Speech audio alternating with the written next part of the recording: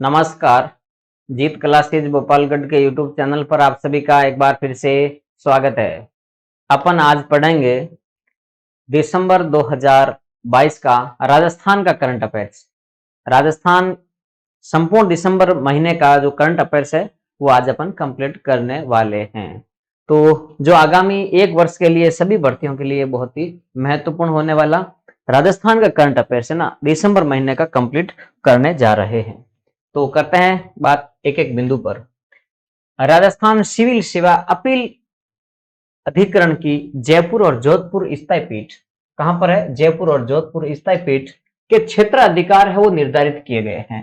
राजस्थान में हाईकोर्ट जो जोधपुर में है, जयपुर में एक मुख्य खंडपीठ स्थापित की गई है। इनके क्षेत्र अधिकार है वो निर्धारित किए गए हैं। तो जोधपुर जिले के लिए कौन से संभाग के जिले आएंगे और जयपुर जो पीठ है उसके अधीन कौन से जिले आएंगे, तो ये बात अपन करते हैं। तो नंबर एक है जयपुर स्थायी पीठ का क्षेत्र अधिकार। तो इसके लिए जयपुर, अजमेर, भरतपुर और कोटा,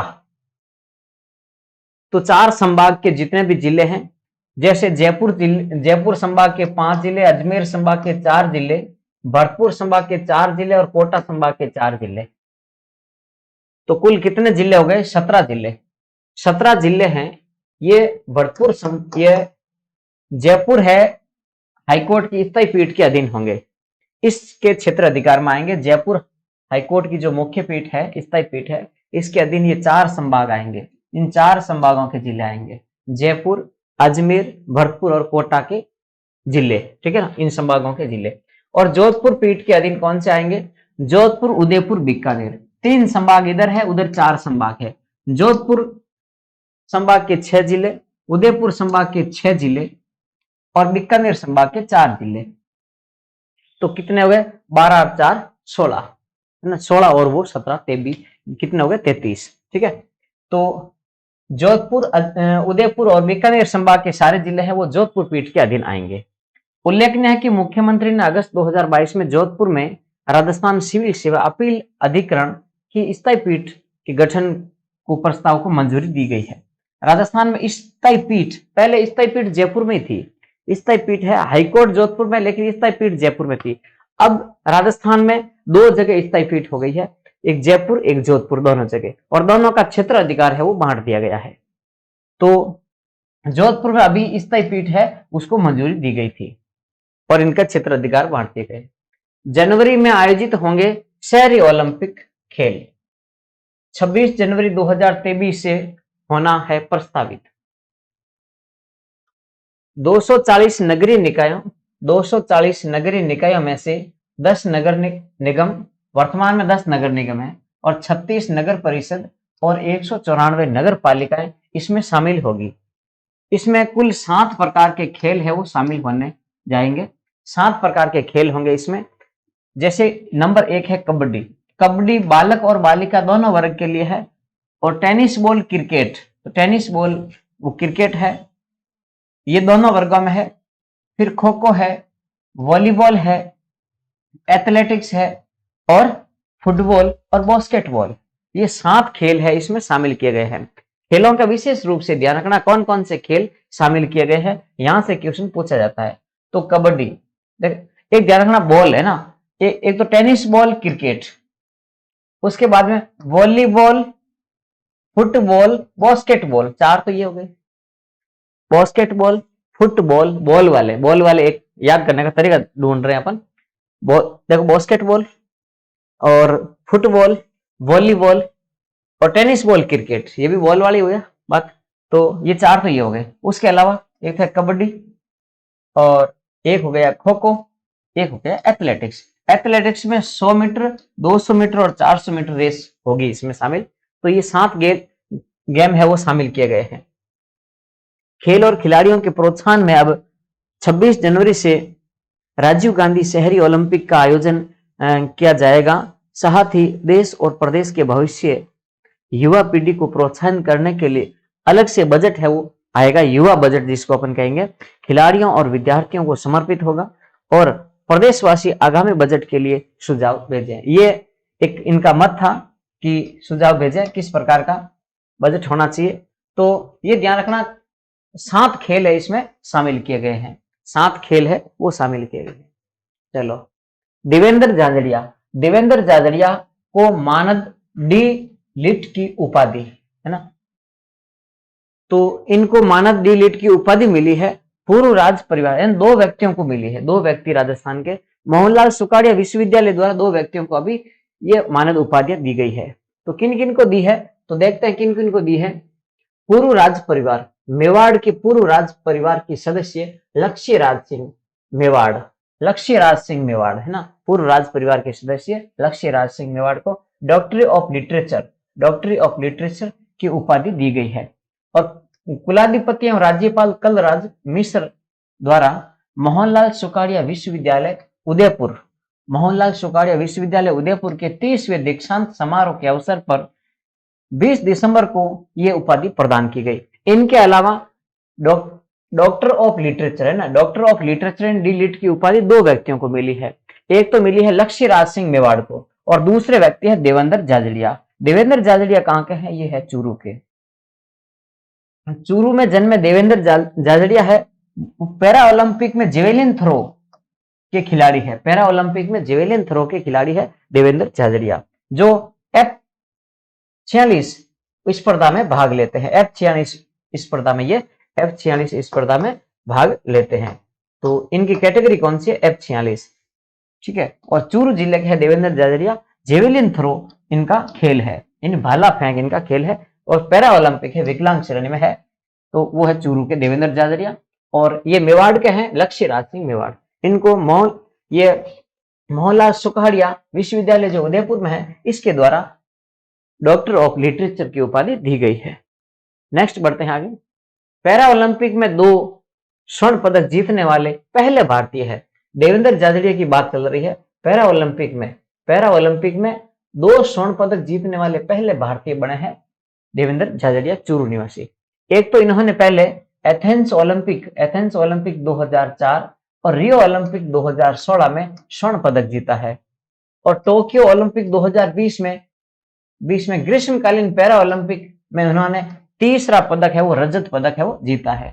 पुरस्कार और सम्मान इसके अलावा मेजर ध्यानचंद खेल रत्न पुरस्कार मिला है इनको देवेंद्र झाझड़िया को 2017 में, और 2012 में इन्हें पद्मश्री और अर्जुन अवार्ड मिला है 2004 में, और पद्म विभूषण मिला है 2022 में।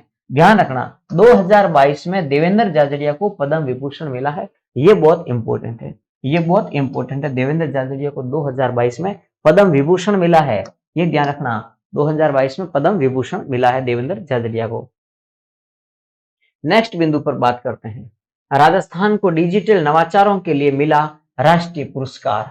डिजिटल नवाचारों के लिए राजस्थान को है वो राष्ट्रीय स्तर पर पुरस्कार मिला है। प्रदेश में किए जा रहे डिजिटल नवाचारों और संचालित जन कल्याणकारी योजनाओं को राष्ट्रीय स्तर पर दिया जाने वाला स्कॉच अवार्ड मिला है, स्कॉच पुरस्कार वो मिला है राजस्थान को। डिजिटल क्षेत्र में राजस्थान को स्कॉच अवार्ड मिला है। वस्तुतः राज्य सरकार के जन कल्याण पोर्टल और ई मित्र को ई गवर्नेंस श्रेणी का अवार्ड मिला है। इसके साथ ही राजस्थान सरकार के जन कल्याण पोर्टल और ई मित्र को ई गवर्नेंस श्रेणी का वर्ष 2022 का स्कॉच अवार्ड है वो दिसंबर में प्रदान किया गया। राज्य को प्राप्त अन्य स्कॉच अवार्ड कौन कौन से हैं, तो ई गवर्नेंस श्रेणी में राजकाज है ना, राजकाज को स्कॉच सिल्वर अवार्ड मिला है। राजकाज जो इनका प्लेटफॉर्म है, राजकाज वेबसाइट है, उसको मिला है। तो ई गवर्नेंस श्रेणी का स्कॉच सिल्वर अवार्ड मिला है राजकाज को स्कॉच सिल्वर अवार्ड मिला है। हाउसिंग श्रेणी में राजस्थान हाउसिंग बोर्ड को 2 वर्ष लगातार 2 वर्ष में स्कॉच गोल्ड अवार्ड मिल रहा है हाउसिंग बोर्ड को। पिछले वर्ष 2021 में भी और इस वर्ष 2022 में भी लगातार हाउसिंग बोर्ड को, राजस्थान आवासन मंडल कह दो या हाउसिंग बोर्ड कह दो, इसको 2 वर्ष या लगातार है वो स्कॉच गोल्ड अवार्ड मिल रहा है हाउसिंग श्रेणी में। नेक्स्ट बात करते हैं महिला एवं बाल विकास श्रेणी में। महिला एवं बाल विकास श्रेणी में इंदिरा गांधी मातृत्व पोषण योजना को स्कॉच सिल्वर अवार्ड मिला है। तो ध्यान रखना महिला एवं बाल विकास श्रेणी में इंदिरा गांधी मातृत्व पोषण योजना को इसको सिल्वर अवार्ड मिला है। और इसके अलावा सिल्वर अवार्ड मिला है ई गवर्नेंस श्रेणी में राजकाज को मिला सिल्वर अवार्ड। हाउसिंग श्रेणी में राजस्थान हाउसिंग बोर्ड आवासन मंडल को लगातार 2 वर्षों में स्कॉच गोल्ड अवार्ड मिल रहा है। ठीक है, और अब क्या मिला वो भी ध्यान रख लेना। जन कल्याणकारी पोर्टल है और ई मित्र को, इन दोनों को ई गवर्नेंस श्रेणी का ये स्कॉच अवार्ड मिला है इस बार। चलो नेक्स्ट आगे बढ़ते हैं। शिल्प ग्राम उत्सव, राजस्थान में शिल्प ग्राम उत्सव जिलों की नगरी उदयपुर में, जिलों की नगरी उदयपुर में लोक संस्कृति के अनूठे पर्व, जिलों की नगरी उदयपुर में लोक संस्कृति का एक अनूठा पर्व मनाया गया है। शिल्प ग्राम उत्सव का आयोजन दिसंबर 2022 में किया गया। ये तारीख सारी याद करने की जरूरत नहीं है। दिसंबर 2022 में शिल्प ग्राम उत्सव है वो उदयपुर में मनाया गया। इसका शुभारंभ करने के लिए राज्यपाल कलराज मिश्र आए। 21 दिसंबर को इसका शुभारंभ किया गया शिल्प ग्राम उत्सव का राज्यपाल कलराज मिश्र द्वारा। 10 दिवसीय शिल्प ग्राम उत्सव में 400 शिल्पकार और 700 लोक कलाकारों ने भाग लिया है। राज्यपाल कलराज मिश्र ने जयपुर के तमाशा कलाकार एवं रंगकर्मी दिलीप कुमार भट्ट तथा डॉक्टर भगवान दास पटेल को पद्म भूषण डॉक्टर कोमल कोठारी स्मृति लाइफ टाइम अचीवमेंट पुरस्कार प्रदान किया है। और पश्चिमी क्षेत्र सांस्कृतिक केंद्र की निदेशक वर्तमान में कौन है, तो यह है किरण सोनी गुप्ता। चलो बात करते हैं वापस एक बार। अपन बात कर रहे हैं शिल्प ग्राम उत्सव की। शिल्प ग्राम उत्सव है वो उदयपुर में मनाया गया। यह दिसंबर 2022 में मनाया गया। राज्यपाल कलराज मिश्र इसके उद्घाटन करने के लिए आए। 21 दिसंबर को उद्घाटन हुआ है। और यहाँ 10 दिवसीय ये शिल्प ग्राम उत्सव है। इसमें 400 लगभग शिल्पकार और 700 लोक कलाकार है वो शामिल हुए थे। तो कलराज मिश्र ने दो व्यक्तियों को यहाँ पुरस्कार प्रदान किया है। कौन सा पुरस्कार? पद्म भूषण। पुरस्कार का नाम है, पुरस्कार यहां से है ना, पद्म भूषण डॉक्टर कोमल कोठारी स्मृति life time achievement award. Padma Bhushan शब्द नहीं लिखे तो भी चलेगा। कोमल कोठारी स्मृति लाइफ टाइम अचीवमेंट पुरस्कार का नाम है कोमल कोठारी लाइफ टाइम अचीवमेंट पुरस्कार। ये किन्हें दिया गया? ये दिया गया, चलो बात करते हैं ये कौन सी संस्था देती है।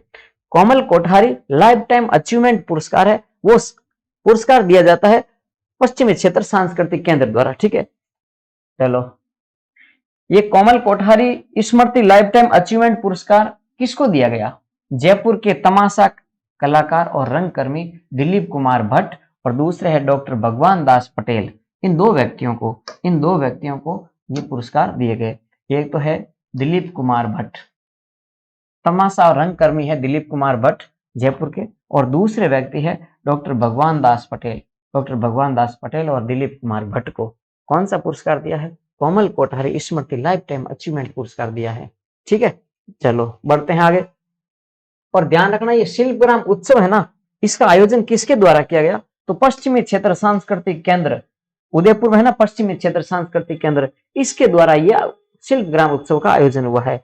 और पश्चिमी क्षेत्र सांस्कृतिक केंद्र जो उदयपुर में है इसकी निदेशक है किरण सोनी गुप्ता। नेक्स्ट आगे, राजस्थान प्रदेश को राष्ट्रीय ऊर्जा संरक्षण पुरस्कार 2022 राजस्थान को मिला राष्ट्रीय ऊर्जा संरक्षण पुरस्कार।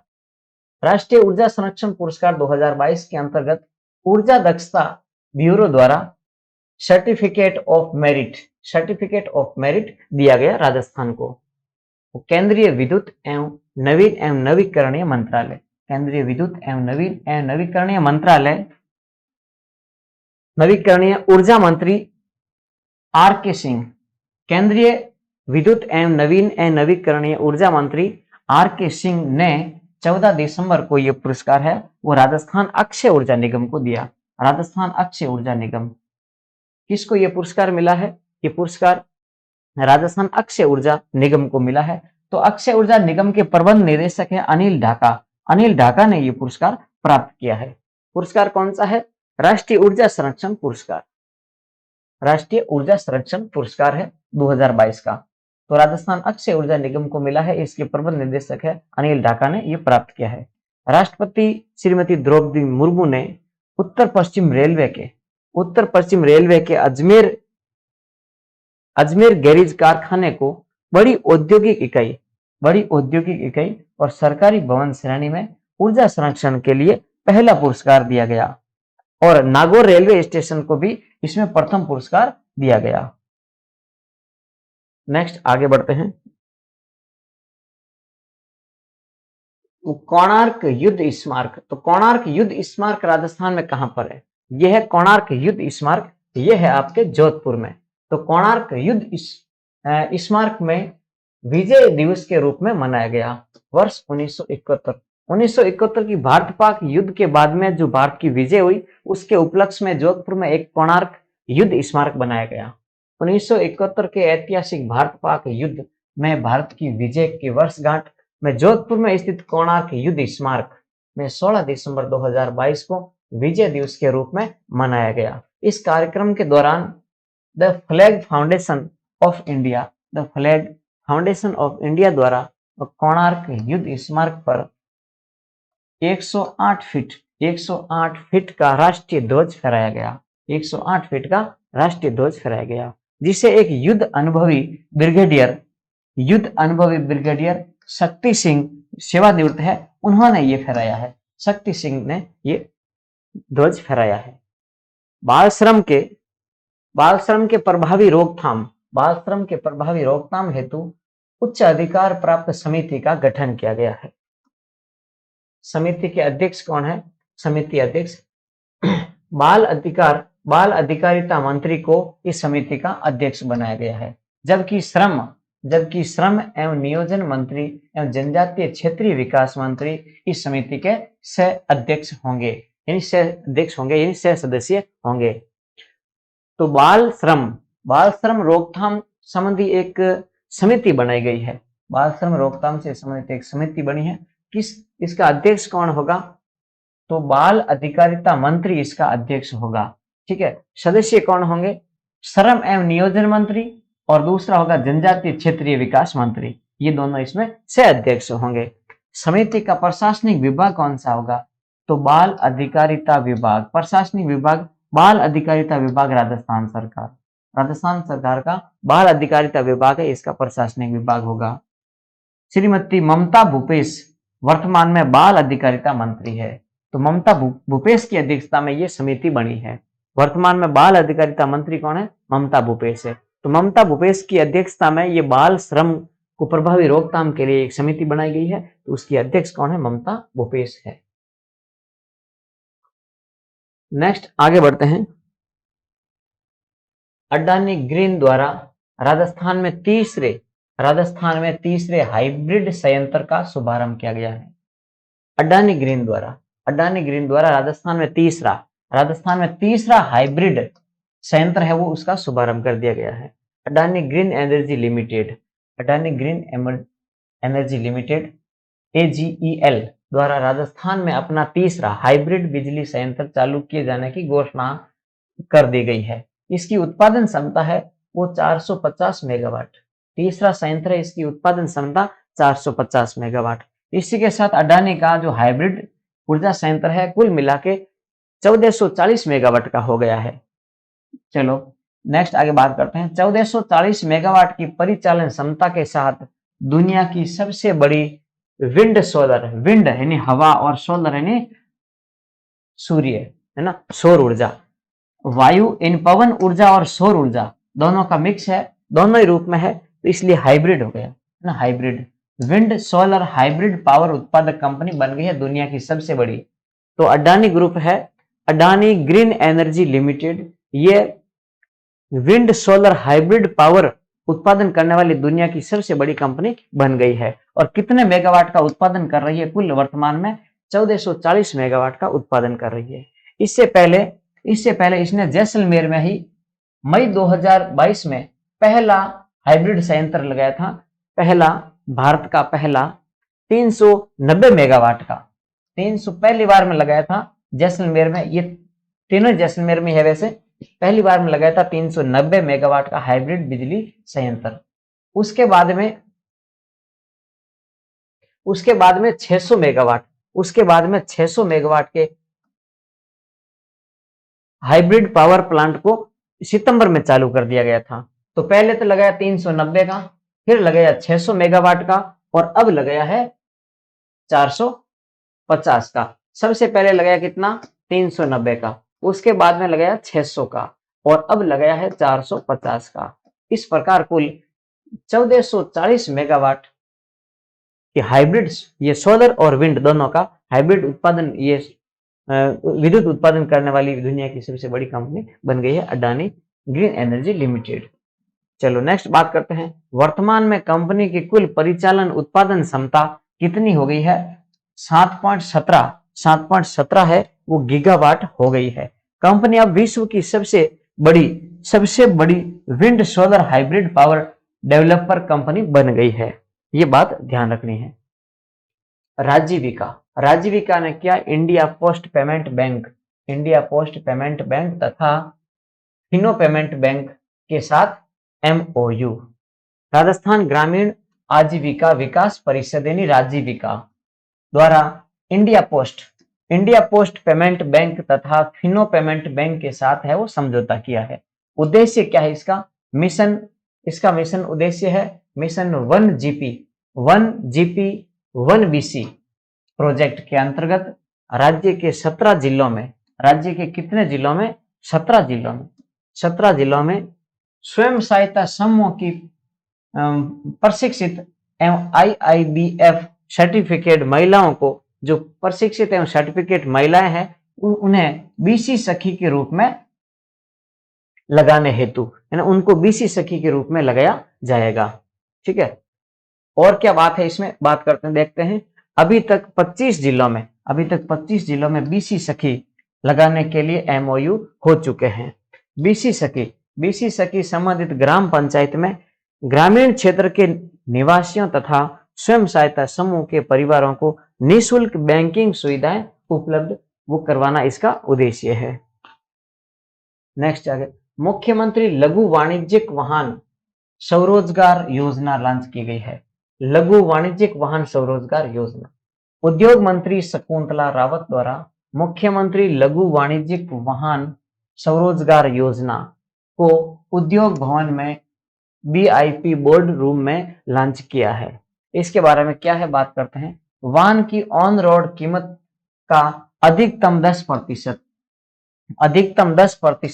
अथवा 60,000 रुपए, दोनों में से जो भी कम हो। अधिकतम या तो 10% दिया जाएगा ऑन रोड कीमत वाहन की, लघु वाहन है ना, छोटे जो वाहन है, वाणिज्यिक वाहन है, छोटे वाहन, वाणिज्यिक वाहन जो अपना कोई स्वरोजगार चला सके उनके लिए है ये। और वो वाहन जिनकी ऑन रोड कीमत का 10% या फिर 60,000, अधिकतम 60,000 से ज्यादा नहीं मिलेंगे। ये इतना क्या दे रही है सरकार? अनुदान दे रही है। ऐसी कोई टैक्सी वगैरह आप खरीद रहे हैं जो जिसमें 60,000 तक का आपको अनुदान मिलेगा, है ना। छोटा वाहन खरीद रहे हैं, जो वाणिज्यिक वाहन होना चाहिए ना, आपके रोजगार के लिए वाहन खरीदा जा रहा है, उसके लिए है। लोडिंग टैक्सी वगैरह उनके लिए है। हाँ, नेक्स्ट बात करते हैं। 18 से 45 वर्ष के युवा इसमें मतलब लाभार्थी होंगे। इस योजना का लाभ उठाने वाले 18 से 45 वर्ष के राजस्थान का कोई भी निवासी है, इसका आवेदन कर सकता है, जिन्हें अधिकतम 60,000 रुपए या 10% उस वाहन की कीमत का 10%, दोनों में से जो भी कम हो वो इन्हें अनुदान मिलेगा। योजना के लिए 3 वाहन कंपनियां वो लामबंद की गई है। 3 वाहन कंपनियों के साथ ये सौदा हुआ है। तो एक तो है टाटा मोटर्स, एक है अशोका लीलैंड और एक है महिंद्रा एंड महिंद्रा। इन तीनों कंपनियों के जितने भी वाहन है उन पर ना तो ये योजना लागू की गई है। नेक्स्ट आगे, राजस्थान ग्रामीण पर्यटन योजना लागू। राजस्थान ग्रामीण पर्यटन योजना के मुख्य प्रावधान क्या है? इसमें है स्टाम्प ड्यूटी पर 100% की छूट दी जाएगी और आरंभ में 25% स्टाम्प ड्यूटी देनी होगी। आरंभ में 25% तो देनी होगी, फिर उसका पुनर्भरण है वो किया जाएगा। पर्यटन इकाई शुरू होने का प्रमाण पत्र प्रस्तुत करने पर इसका पुनर्भरण कर दिया जाएगा। मतलब कुल मिला के स्टाम्प ड्यूटी में 100% छूट दे दी जाएगी। और एक बार तो 25% ले रहे हैं, लेकिन नेक्स्ट आगे है वो इसका पुनर्भरण हो जाएगा। कुल मिला के 100% स्टाम्प ड्यूटी में छूट है। देय एवं जमा SGST का 10 वर्षों तक 100% पुनर्भरण कर दिया जाएगा। जितनी भी GST लगेगी, ये ग्रामीण पर्यटन लगाने में, ग्रामीण पर्यटन योजना है, इसमें ग्रामीण क्षेत्र में पर्यटन कोई संसाधन लगा रहे हैं उनके लिए स्टेट जीएसटी में SGST में 10 वर्षों तक 100% है, उसका पुनर्भरण कर दिया जाएगा। यानी स्टेट जीएसटी उसकी नहीं लगेगी, एक बार लगेगी, लेकिन आगामी 10 वर्षों में उसका पुनर्भरण हो जाएगा। ग्रामीण पर्यटन इकाइयां, ऐसी ग्रामीण पर्यटन इकाइयों को भू संपत्ति, वो परिवर्तन है ना, भू परिवर्तन और बिल्डिंग प्लान अनुमोदन की जरूरत इनको नहीं रहेगी। वन विभाग के अधीन क्षेत्र में ग्रामीण पर्यटन, वन विभाग के अधीन क्षेत्र में ग्रामीण पर्यटन को राज्य इको टूरिज्म पॉलिसी 2021 के प्रावधानों के अधीन रखा जाएगा। ठीक है, ग्रामीण क्षेत्र को राज्य इको टूरिज्म पॉलिसी 2021 के प्रावधानों के अनुसार प्रोत्साहित किया जाएगा। तो कृषि भूमि पर अनुमोदन पर्यटन इकाई का न्यूनतम 2000 वर्ग मीटर और अधिकतम 2 हेक्टेयर पर स्थापित की जा सकेगी। 90% हिस्से में, उसके जितना भी एरिया है उसका 90% हिस्से में वो कृषि और बागवानी का कार्य, या फिर ऊंट फार्म, घोड़ा फार्म है, पक्षी और पशुधन है, और फसल बुआई, हस्तशिल्प, बगीचे आदि गतिविधियों के लिए पर्यटकों को ग्रामीण परिवेश उपलब्ध करवाया जाएगा। और कृषि भूमि पर न्यूनतम 1000 वर्ग मीटर और अधिकतम 1 हेक्टेयर क्या है, केरावेन पार्क स्थापित हो सकेगा। इस पर अतिथियों के वाहन पार्क किए जाने की वो सुविधा भी मिल सकेगी। नेक्स्ट बात करते हैं 65वीं नेशनल शूटिंग बॉल चैंपियनशिप का राजस्थान द्वारा क्या प्रदर्शन किया गया, उसके बारे में बात करते हैं। 65वीं नेशनल शूटिंग चैंपियनशिप का आयोजन है वो नई दिल्ली के कर्ण सिंह शूटिंग रेंज में किया गया है, जिसमें राजस्थान का है वो शानदार प्रदर्शन रहा है। चलो, राजस्थानी भाषा के वर्ष 2022 के लिए साहित्य अकादमी अनुवाद पुरस्कार है वो दिया गया है।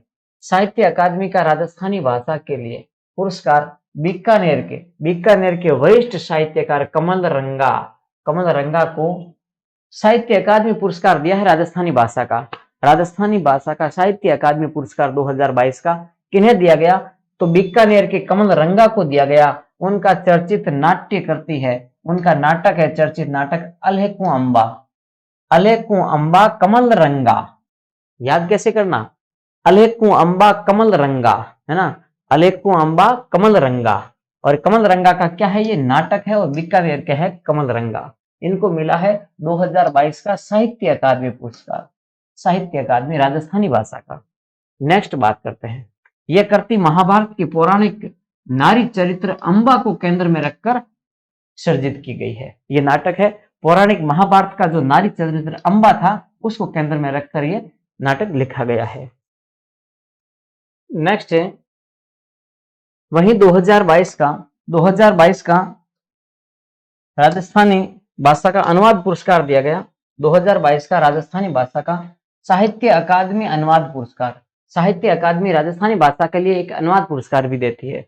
वो अनुवाद पुरस्कार दिया है मदन गोपाल लड्डा को यह अनुवाद पुरस्कार दिया है साहित्य अकादमी का। और उनका उपन्यास है अखूट तासड़ो ना, उपन्यास का राजस्थानी उपन्यास है, नाम क्या है, अखूट तासड़ो। इसके लिए दिया गया है मदन गोपाल लड्डा को, इनके उपन्यास अखूट तासड़ो के लिए साहित्य अकादमी अनुवाद पुरस्कार। और उधर है बीकानेर के कमल रंगा को दिया है उनके नाटक अल्हेकु अंबा कमल रंगा। ये ध्यान रखना, ठीक है। महाभारत के पौराणिक नारी चरित्र है अंबा, इसके लिए ये दिया गया था। चलो, अनुवाद पुरस्कार है ना, इसकी मूल कृति है अक्खे पात्र, अक्के पात्र एक गुजराती उपन्यास है जिसके लेखक है बिंदु भट्ट। उनका उपन्यास है, उनका राजस्थानी में अनुवाद किया है, तो अनुवाद पुरस्कार इन्हें प्राप्त हुआ है। नेक्स्ट आगे बात करते हैं। कोटा में बनेगा प्रदेश का पहला प्लेटोरियम। प्लेटोरियम कोटा में बनेगा प्रदेश का पहला प्लेनेटोरियम। प्लेनेटोरियम, ठीक है, प्लेनेटोरियम कोटा में बनेगा राजस्थान का पहला अत्याधुनिक डिजिटल प्लेनेटोरियम। डिजिटल प्लेनेटोरियम तो क्या है ये, इसके बारे में बात करते हैं। लोकसभा अध्यक्ष ओम बिरला के प्रयासों से कोटा में नवनिर्मित ऑक्सीजोन है ना, सिटी पार्क, क्या है ये, ऑक्सीजोन है, सिटी पार्क है। सिटी पार्क में 35 करोड़ रुपए से अधिक की लागत से साइंस सेंटर और प्रदेश के पहले डिजिटल प्लेनेटोरियम यानी क्या बोलते हैं इसको, बोलते हैं तारामंडल, इन कृत्रिम तारामंडल विकसित किया जाएगा। 35 करोड़ की लागत से कोटा में बनेगा डिजिटल प्लेनेटोरियम, यानी इसको बोलते हैं तारामंडल। तो तारामंडल है वो स्थापित किया जाएगा। नेक्स्ट बात करते हैं राजस्थान न्यूज इन शॉर्ट, क्या है इसमें। शूटिंग बॉल में राजस्थान की पुरुष टीम को रजत पदक मिला है। शूटिंग बॉल में राजस्थान की पुरुष टीम को कौन सा पुरस्कार मिला है, रजत पुरस्कार। राजस्थान की पुरुष शूटिंग बॉल टीम को 41वीं सीनियर शूटिंग बॉल चैंपियनशिप हुई है। 41वीं सीनियर शूटिंग बॉल चैंपियनशिप में राजस्थान को रजत पदक मिला है। जयपुर के एसएमएस स्टेडियम में खेले गए फाइनल मैच में राजस्थान ने किसको हराया, ये याद रखना। राजस्थान ने रजत पदक जीता है, इसका मतलब राजस्थान हारा है। किससे हारा है, तो स्वर्ण पदक किसने जीता, जिससे राजस्थान हार गया, दूसरे नंबर रहा है राजस्थान, इसलिए राजस्थान को रजत मिला है। तो राजस्थान को एम्स दिल्ली ने हरा दिया, एम्स दिल्ली ने राजस्थान को हरा दिया है। राजस्थान किससे हार गया, एम्स दिल्ली से, और राजस्थान दूसरे नंबर रहा, इसलिए राजस्थान को क्या मिला है, रजत पदक मिला है। किसमें, 41वीं नेशनल शूटिंग बॉल चैंपियनशिप में। बात करते हैं प्रिया सिंह मेघवाल की। प्रिया सिंह मेघवाल राजस्थान की पहली स्वर्ण पदक विजेता दलित महिला बॉडी बिल्डर। राजस्थान की पहली महिला बॉडी बिल्डर है जिसने स्वर्ण पदक जीता है ना। राजस्थान की पहली स्वर्ण पदक दलित महिला स्वर्ण पदक विजेता दलित महिला बॉडी बिल्डर है प्रिया सिंह मेघवाल। प्रिया सिंह मेघवाल को समाज कल्याण विभाग का ब्रांड एम्बेसडर नियुक्त कर दिया है। तो प्रिया सिंह मेघवाल को, यह है प्रिया सिंह मेघवाल, यह है प्रिया सिंह मेघवाल, इनको समाज कल्याण विभाग का ब्रांड एम्बेसडर नियुक्त कर दिया गया है। नेक्स्ट आगे बात करते हैं भैरव सिंह राठौड़। भैरव सिंह राठौड़, यह है आपके भैरव सिंह राठौड़। तो कौन है भैरव सिंह राठौड़, भारत पाक सीमा पर जो युद्ध हुआ था, भारत पाक युद्ध हुआ था 1971 की, भारत और पाकिस्तान के बीच में जो लड़ाई हुई थी, उसमें लोंगेवाला चौकी के हीरो रहे हैं ये भैरव सिंह राठौड़। लोंगेवाला चौकी के हीरो रहे भैरव सिंह राठौड़ का जोधपुर में निधन हो गया है। जोधपुर में इनका निधन हो गया है भैरव सिंह राठौड़ का। तो भारत पाक के बीच में 1971 में जो युद्ध हुआ था, तो उस समय बांग्लादेश अलग राष्ट्र कर दिया था और इंदिरा गांधी उस समय प्रधानमंत्री थी उसमें। तो जैसलमेर में लोंगेवाला चौकी है, वहां के हीरो रहे हैं, वहां के हीरो के रूप में इन्हें सम्मानित किया गया है, लोंगेवाला चौकी जैसलमेर ना। तो वो है भैरव सिंह राठौड़, इनका हाल ही में निधन हो गया है जोधपुर में। सोलंकिया तला, जोधपुर में एक गांव पड़ता है सोलंकिया तला, गांव के रहने वाले भैरव सिंह राठौड़ को उनकी वीरता के लिए 1972 में सेना पदक प्रदान किया गया है। बॉर्डर फिल्म बनी है, राजस्थान में एक फिल्म बनी है, फिल्म बॉर्डर फिल्म में भैरव सिंह के अदम्य साहस की कहानी को दिखाया गया है। भैरव सिंह की कहानी इसमें दिखाई गई है। इस फिल्म में अभिनेता कौन है, सुनील शेट्टी ने भैरव सिंह की भूमिका निभाई है।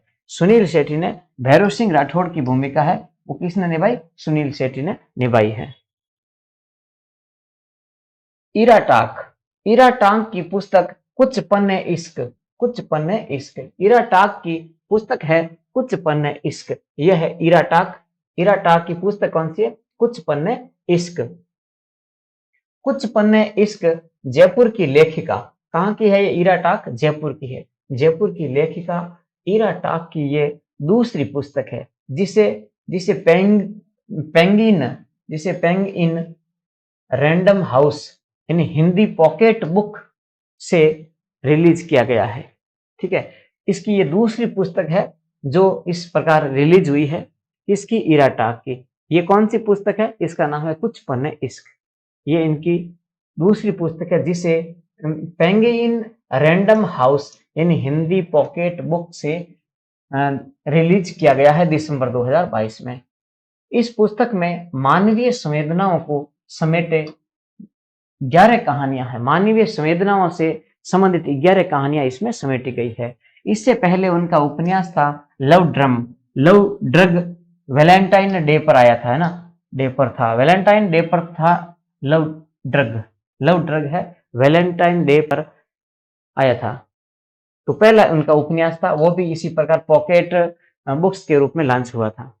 और अब कौन सा है? कुछ पन्ने इश्क। बात करते हैं ओम गौड़ की।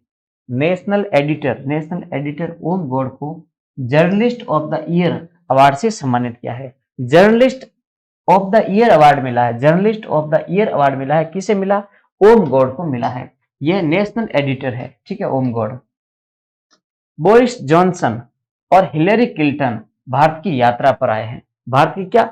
जयपुर की यात्रा पर आए हैं। कौन? बोरिस जॉनसन और हिलेरी क्लिंटन। कौन है ये? बात करते हैं। ब्रिटेन के पूर्व प्रधानमंत्री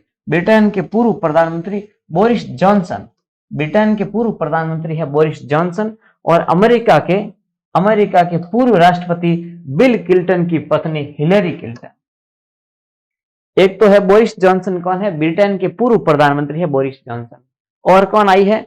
अमेरिका के पूर्व राष्ट्रपति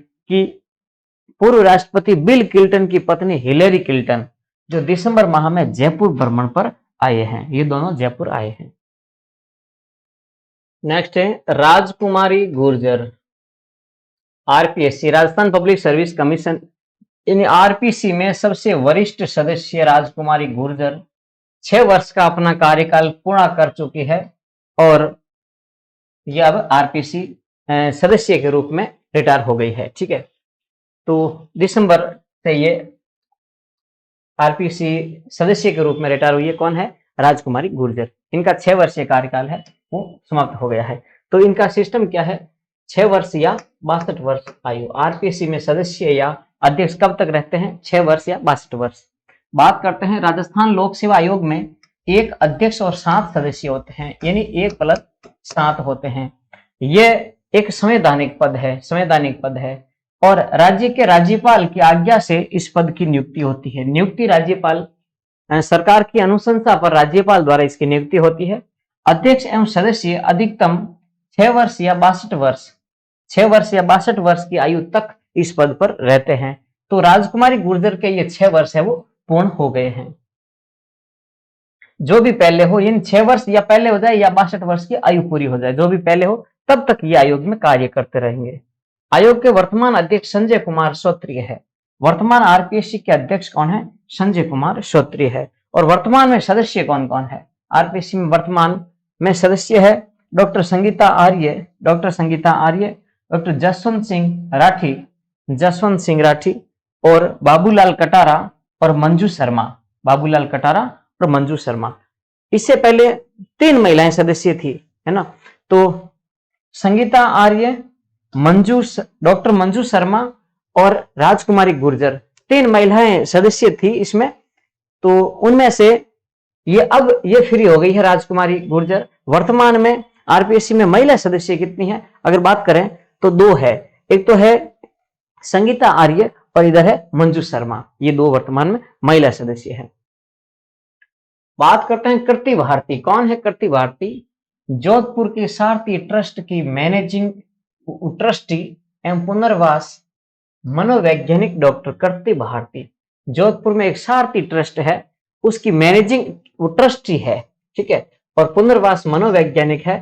कृति भारती को जेनेवा में global youth human rights champion award दिया है। कृति भारती को कहां पर? जेनेवा में कौन सा अवार्ड मिला है? Global youth human rights champion award, global youth human rights champion award मिला है कृति भारती को।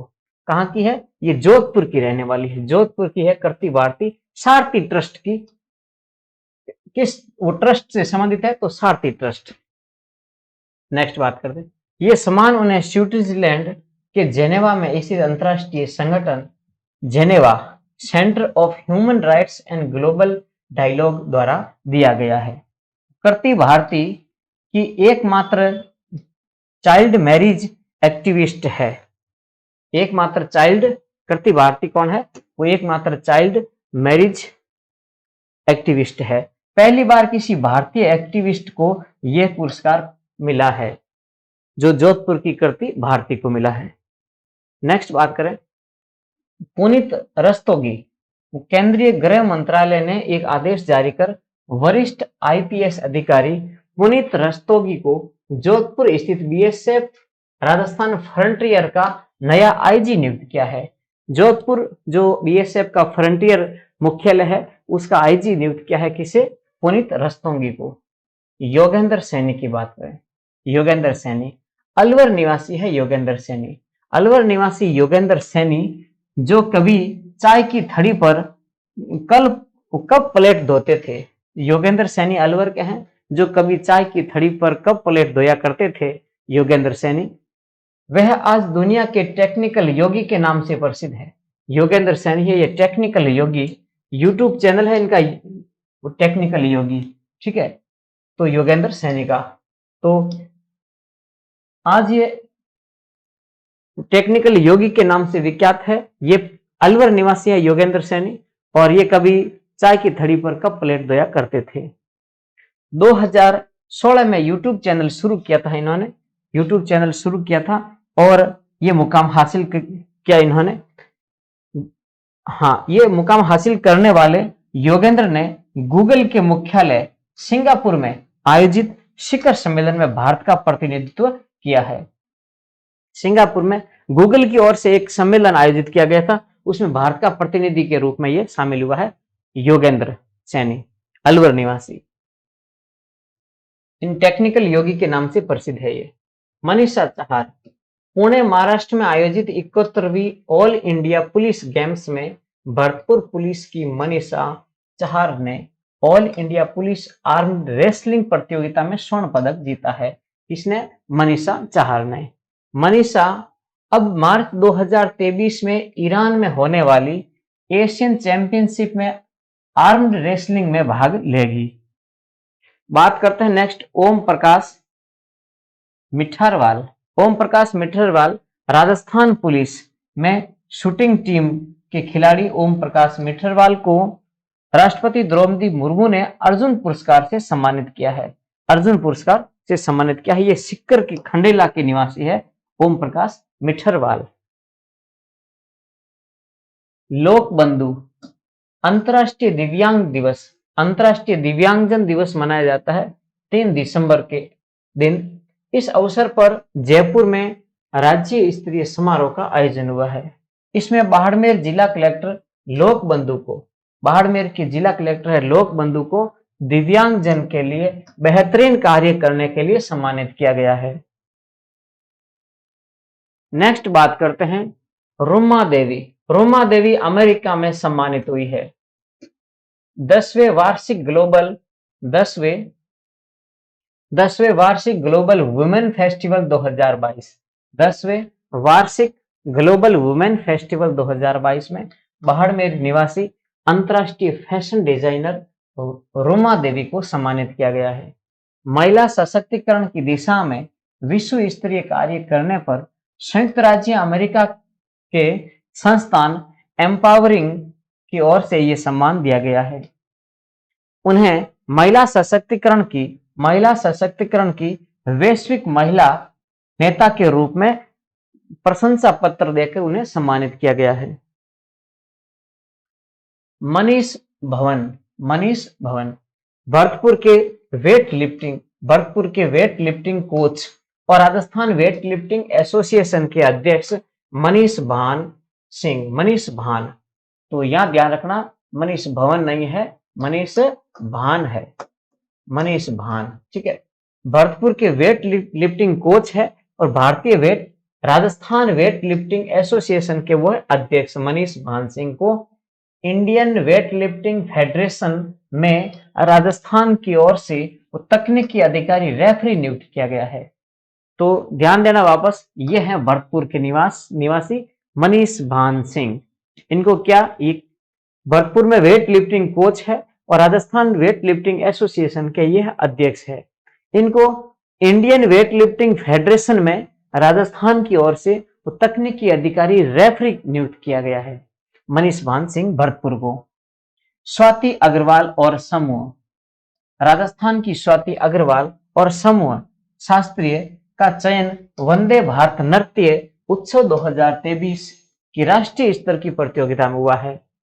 किनको, स्वाति अग्रवाल और समूह को, इसमें वंदे भारत नृत्य उत्सव 2023 में राष्ट्रीय स्तर की प्रतियोगिता में इनका चयन हुआ है।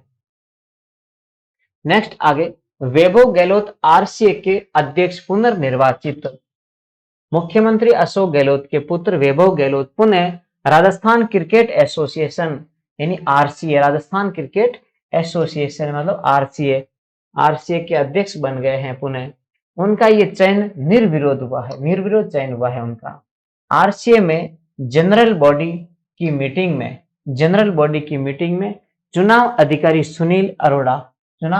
सुनील अरोड़ा ने वैभव गहलोत को अध्यक्ष बनाने की घोषणा की है। जितेंद्र कुमार सोनी, राष्ट्रपति द्रौपदी मुर्मू ने अंतर्राष्ट्रीय दिव्यांगजन दिवस के अवसर पर अलवर के जिला कलेक्टर जितेंद्र कुमार सोनी को 2022 के लिए दिव्यांग सशक्तिकरण के लिए उत्कृष्ट कार्य करने के लिए सर्वश्रेष्ठ जिले का पुरस्कार दिया है अलवर जिले को, ठीक है ना। दिव्यांगों के लिए पूरे देश भर में एक जिला चुना जाता है सर्वश्रेष्ठ कार्य करने वाला, वो जिला है कौन सा चुना गया, अलवर जिला। और किसको सम्मानित किया है, अलवर जिले के कलेक्टर जितेंद्र कुमार सोनी को। नेक्स्ट आगे बढ़ते हैं, सरदार शहर विधानसभा सीट पर उपचुनाव। चूरू जिले की सरदार शहर विधानसभा सीट पर उपचुनाव 5 दिसंबर 2022 को संपन्न हुए। 8 दिसंबर को हुई मतगणना में कांग्रेस के अनिल कुमार शर्मा ने जीत दर्ज की है। उन्होंने अपने निकटतम प्रतिद्वंदी भाजपा के प्रत्याशी अशोक कुमार को 26,852 मतों से पराजित किया है। किनको, अशोक कुमार, भाजपा के प्रत्याशी अशोक कुमार को पराजित कर दिया है कांग्रेस के अनिल कुमार शर्मा ने। गौरतलब है कि ये सीट कांग्रेस के विधायक भंवरलाल शर्मा के निधन पर ये खाली हो गई थी, ये सीट रिक्त हो गई थी। कांग्रेस के विधायक थे भंवरलाल शर्मा, उनके जगह अब कौन बने हैं, अनिल कुमार शर्मा, उनके पुत्र हैं, वो विधायक बने हैं। शरद महोत्सव और ग्रीष्म महोत्सव दोनों ही माउंट आबू में मनाए जाते हैं। राजस्थान के कश्मीर कहे जाने वाले एकमात्र हिल स्टेशन माउंट आबू में 3 दिवसीय शरद महोत्सव का आयोजन 29 से 31 दिसंबर 2022 को किया गया। इसका आयोजन पर्यटन विभाग और सिरोही प्रशासन द्वारा किया गया। अन्नपूर्णा माता रोपवे। जयपुर कलेक्टर की पहल पर शहर के खोले के हनुमान जी मंदिर कहां पर है, ये ध्यान रखना, ये जयपुर में है। खोले के हनुमान जी मंदिर कहां पर है, ये जयपुर में है खोले के हनुमान जी। जयपुर कलेक्टर की पहल पर शहर के खोले के हनुमान जी मंदिर परिसर में प्रदेश का पहला स्वचालित और जयपुर का सबसे बड़ा पैसेंजर रोपवे का निर्माण शुरू हो गया है।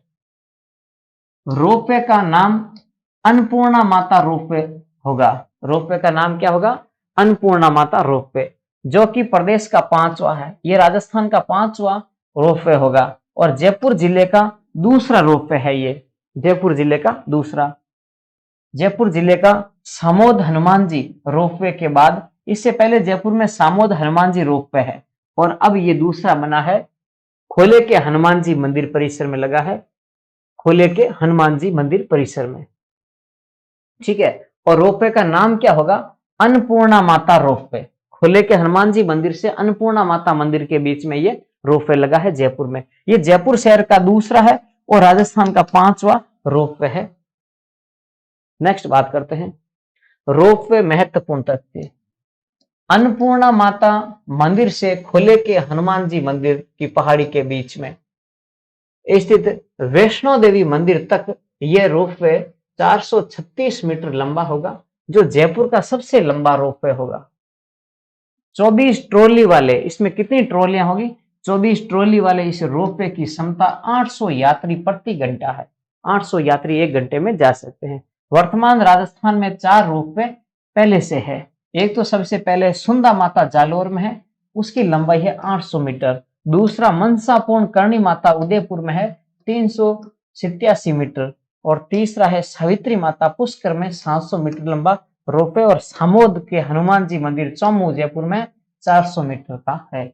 और अब यह है खोले के हनुमान जी वाला रोपवे, अन्नपूर्णा माता मंदिर रोपवे जिसको कहते हैं, ये 436 मीटर का है। नेक्स्ट बात करते हैं 5 स्टेडियम निर्माण को मंजूरी। राजगढ़ चूरू, लाडनू नागौर, पीपलदा और सुल्तानपुर कोटा और चौथ का बरवाड़ा सोईमाधोपुर में यहाँ स्टेडियम बनाने संबंधी मंजूरी मिल गई है। मुख्यमंत्री श्री अशोक गहलोत ने मेजर ध्यानचंद स्टेडियम योजना जो शुरू की है, उसके तहत नए स्टेडियमों का निर्माण के लिए राज्य के अंश के रूप में 1.85 करोड़ रुपए प्रदान करने की मंजूरी दी है। इस योजना के तहत प्रदेश में हर ब्लॉक में खेल स्टेडियम बनाया जाएगा। International expo, Rajasthan export promotion council द्वारा 2023 का इंटरनेशनल एक्सपो का आयोजन है, वो मार्च 2023 में जोधपुर में किया जाएगा। International expo Rajasthan export promotion council के द्वारा 2023 का इंटरनेशनल एक्सपो का आयोजन है, वो 20 से 23 मार्च 2023 को जोधपुर में आयोजित किया जाएगा। इस अंतर्राष्ट्रीय एक्सपो में हस्तशिल्प से लेकर ज्वेलरी, सिरेमिक एवं अन्य उत्पादों को व्यापक स्तर पर प्रदर्शित किया जाएगा। Jaipur history festival, Jaipur history festival का आयोजन 13 से 16 दिसंबर 2022 को किया गया। इस फेस्टिवल का चतुर्थ संस्करण है ये। जयपुर हिस्ट्री फेस्टिवल का चौथा संस्करण है ये, दिसंबर 2022 में आयोजित हुआ है। महाराजा सोई मानसिंह द्वितीय संग्रहालय में रूपटॉप के सहयोग से आयोजित किए गए इस कार्यक्रम की थीम है फट से पढ़ इसकी थीम थी। कोटा में ग्रीनफील्ड एयरपोर्ट, कोटा जिले में प्रस्तावित नवीन ग्रीनफील्ड एयरपोर्ट के निर्माण संबंधी कार्यों के लिए 75.80 करोड़ रुपए प्रस्तावित किए हैं, मुख्यमंत्री द्वारा मंजूर कर दिए गए हैं। तन्नोट माता मंदिर जैसलमेर में स्थित तन्नोट माता मंदिर क्षेत्र में पर्यटन विस्तार के लिए मुख्यमंत्री अशोक गहलोत ने बीएसएफ सीमा सुरक्षा बल को निःशुल्क भूमि आवंटन की है। सीमा सुरक्षा बल ने बीएसएफ को तन्नोट माता मंदिर परिसर में पर्यटन विस्तार के लिए भूमि आवंटन की है बीएसएफ को। लाकासर सत्तीपुरा, बीकानेर और हनुमानगढ़ जिले में स्थित जहां पोटास के भंडार मिले हैं। बीकानेर और हनुमानगढ़ का स्थान है लाकासर और सत्तीपुरा। बीकानेर हनुमानगढ़ में क्षेत्र में पड़ता है। यहाँ पोटास के भंडार मिले हैं। सिल्वाइट और पॉलीहाइलाइट पोटास के विपुल भंडारों के संकेत यहाँ मिले हैं। चांदगढ़ कहाँ है? चांदगढ़ मिनरल्स क्षेत्र भीलवाड़ा जिले के कोटड़ी तहसील में स्थित है, जहां आयरन आइस के एक्सप्लोरेशन के दौरान तांबा के भंडार मिले हैं। कहां पर है ये? चांदगढ़ ये चांदगढ़ मिनरल्स है, भीलवाड़ा जिले में, कोटड़ी तहसील में पड़ता है। और यहाँ आयरन के एक्सप्लोरेशन के दौरान है वो तांबा के भंडार मिले हैं। नेक्स्ट आगे बात करते हैं, देश में सर्वाधिक लगभग 54% कॉपर है के भंडार राजस्थान में है। सबसे ज्यादा कॉपर के भंडार राजस्थान में है 54%। राजस्थान के बाद झारखंड और मध्य प्रदेश का स्थान आता है कॉपर में। राजस्थान कॉपर में पहले स्थान पर है। जयपुर कलेक्ट्रेट, जयपुर कलेक्टर प्रकाश राजपुरोहित ने नवाचार के तहत जयपुर कलेक्ट्रेट में ई फाइलिंग सिस्टम को लागू किया है। इसके साथ ही राजस्थान में ई फाइलिंग लागू करने वाला जयपुर पहला कलेक्ट्रेट होगा। जयपुर राजस्थान का पहला कलेक्ट्रेट है जिसने ई फाइलिंग सिस्टम लागू किया है। उक्त सिस्टम को लागू करने से अब राजस्थान सरकार के सूचना एवं तकनीकी विभाग द्वारा तैयार किए गए राजकाज सॉफ्टवेयर, सूचना एवं तकनीकी विभाग द्वारा जो तैयार किया गया राजकाज सॉफ्टवेयर है उससे संपूर्ण राजकार्य ई फाइलिंग सिस्टम के माध्यम से किया जाएगा। राष्ट्रीय स्काउट जमूरी 2023 देश की अब तक की सबसे बड़ी स्काउट गाइड जमूरी का आयोजन है। वो कौन सी थी? 18वीं राष्ट्रीय भारत स्काउट गाइड जमूरी का आयोजन मारवाड़ गोडवाड़ क्षेत्र के पाली जिले में, पाली के रोहट पंचायत समिति, रोहट पाली की पंचायत समिति है। रोहट पंचायत समिति का नीमली ब्राह्मणान गांव में पाली में रोहट क्षेत्र में है। 4 से 10 जनवरी 2023 को आयोजित किया गया। इस स्काउट गाइड शिविर में भारत के सभी राज्यों सहित एशियाई देशों के लगभग 35,000 विद्यार्थी इसमें शामिल हुए हैं। इसका प्रोमो गीत इस जमूरी का प्रोमो गीत पाली धरा पर लाग्यो मेड़ो। इसका प्रोमो गीत कौन सा था? पाली धरा पर लाग्यो मेड़ो।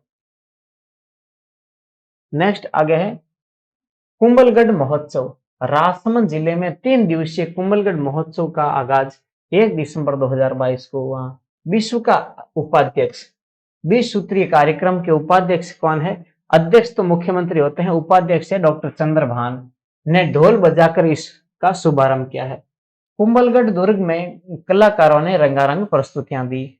नेक्स्ट बात करते हैं महाराणा कुंभा द्वारा स्थापित गिरि दुर्ग है ये कुंभलगढ़ दुर्ग। चित्तौड़गढ़ के बाद दूसरा सबसे महत्वपूर्ण दुर्ग है मेवाड़ शासकों के लिए। इसका शिल्पी है मंडन इसका शिल्पी है। 36 किलोमीटर लंबा परकोटा दीवार 36 किलोमीटर है।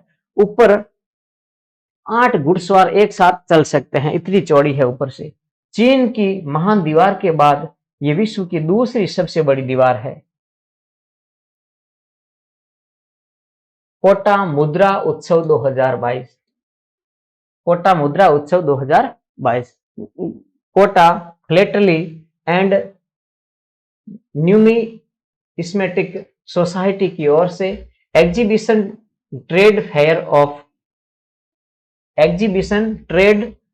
ऑफ कॉइन यानी मुद्रा, कॉइन और करेंसी एंड कलेक्टेबल्स के तहत कोटा मुद्रा उत्सव 2022 का आयोजन 17-18 दिसंबर 2022 को कोटा में किया गया।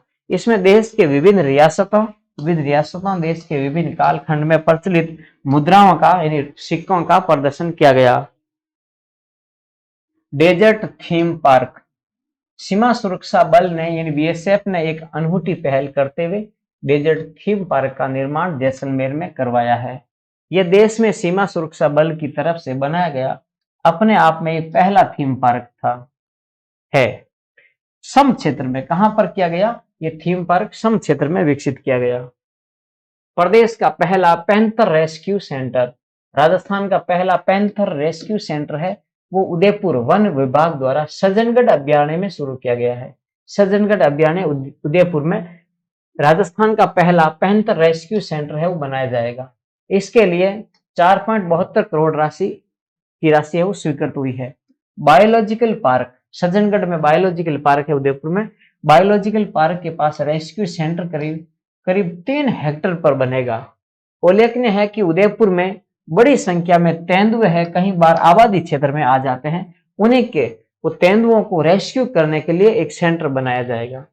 वो रेस्क्यू इन पैंथर, क्या बोलते हैं, पैंथर रेस्क्यू सेंटर सज्जनगढ़ अभियान है उदयपुर में, ये बनेगा। नेक्स्ट बात करते हैं G20 यानी G20 शेरपा की पहली बैठक है वो उदयपुर में आयोजित हुई है। G20 शेरपा बैठक है, वो पहली बैठक दिसंबर 2022 में उदयपुर में संपन्न हुई है। भारतीय शेरपा कौन है इसमें? अमिताभ कांत है, वो भारतीय शेरपा बैठक के अध्यक्ष हैं। शेरपा G20 देशों के नेताओं का प्रतिनिधि होते हैं जो वर्ष भर में होने वाली बातचीत, शिखर सम्मेलन की चर्चा और G20 के अन्य महत्वपूर्ण कार्यों की निगरानी करते हैं। भारत ने 1 दिसंबर 2022 को एक वर्ष के लिए G20 की अध्यक्षता संभाली है। ये ध्यान रखना, कब से? वर्ष 2022, 1 दिसंबर 2022, 1 दिसंबर 2022 से इस दिन से भारत है वो एक वर्ष के लिए G20 की अध्यक्षता है वो संभाली है भारत ने, और इसीलिए भारत में G20 की अलग अलग जगह है वो बैठकें हो रही है। मेजबान, इससे पहले ये शेरपा बैठक उदयपुर में हुई है, और इसके बाद में अभी एक जोधपुर में हुई है बैठक G20 की, उसके बाद में जयपुर में होगी। मेजबान राष्ट्र के रूप में भारत नई दिल्ली में सितंबर 2023 में G20 का शिखर सम्मेलन है वो आयोजित कर रहा है। सितंबर 2023 में नई दिल्ली में ये G20 का शिखर सम्मेलन भारत की अध्यक्षता में ये संपन्न होने जा रहा है। Effective government communication award, effective government communication award, नवाचारों के लिए सूचना एवं जनसंपर्क विभाग, सूचना एवं जनसंपर्क विभाग राजस्थान को इफेक्टिव गवर्नमेंट कम्युनिकेशन अवार्ड प्रदान किया गया है। किस क्षेत्र में? सूचना एवं जनसंपर्क विभाग राजस्थान सरकार, सूचना एवं जनसंपर्क विभाग राजस्थान सरकार को कौन सा पुरस्कार मिला है? Effective government communication award, effective government communication award है वो सूचना एवं जनसंपर्क विभाग राजस्थान सरकार को दिया गया। यह पुरस्कार public relation society of India द्वारा भोपाल में आयोजित 44वें राष्ट्रीय अधिवेशन में मध्य प्रदेश के राज्यपाल मंगू भाई पटेल द्वारा प्रदान किया गया है। नेक्स्ट आगे है अखिल भारतीय पीठासीन अधिकारियों का सम्मेलन, यानी भारत के जितने भी विधानसभा हैं उनके अध्यक्ष पीठासीन अधिकारी होते हैं, उनका एक सम्मेलन आयोजित हुआ है। लोकसभा एवं देश की विभिन्न राज्यों की विधानसभाओं के पीठासीन अधिकारियों एवं सचिवों का एक सम्मेलन है, वो जनवरी 2023 को राजस्थान विधानसभा में आयोजित किया जाएगा। राजस्थान विधानसभा में ये पीठासीन अधिकारियों, लोकसभा और विभिन्न राज्यों की विधानसभाओं के जो अध्यक्ष है और उनके सचिव है, वो उनका सम्मेलन है वो जयपुर विधानसभा में, राजस्थान विधानसभा में आयोजित किया जाएगा। जनवरी है ना, 10 से 13 जनवरी 2023 को राजस्थान को इस सम्मेलन को आयोजित करने का अवसर 11 वर्ष बाद मिला है। इस सम्मेलन को आयोजित करने का अवसर है वो राजस्थान को 11 वर्ष बाद मिला। इससे पहले राजस्थान में पीठासीन अधिकारियों का सम्मेलन 2011 में आयोजित हुआ था। शिल्प एवं माटी कला बोर्ड के सदस्यों की संख्या में वृद्धि की गई है। शिल्प एवं माटी कला बोर्ड में राज्य सरकार द्वारा मनोनीत किए जाने वाले सदस्यों की संख्या 5 से बढ़ाकर 11 करने का प्रस्ताव किया गया है। शिल्प एवं माटी कला बोर्ड के सदस्यों की संख्या 5 हुआ करती है और इसमें अब प्रस्ताव किया गया कि 11 कर दी जाए, 5 से बढ़ाकर 11 करने का प्रस्ताव रखा गया है। इस प्रस्ताव का अनुमोदन शिल्प एवं माटी कला बोर्ड के अध्यक्ष डूंगरराम गैदर की अध्यक्षता में, तो शिल्प एवं माटी कला बोर्ड का अध्यक्ष कौन है? डूंगरराम गैदर है ना, डूंगरराम गैदर है शिल्प एवं माटी कला बोर्ड का अध्यक्ष है। इनकी अध्यक्षता में दिसंबर 2022 को संपन्न गवर्निंग बोर्ड की बैठक में यह निर्णय लिया गया है।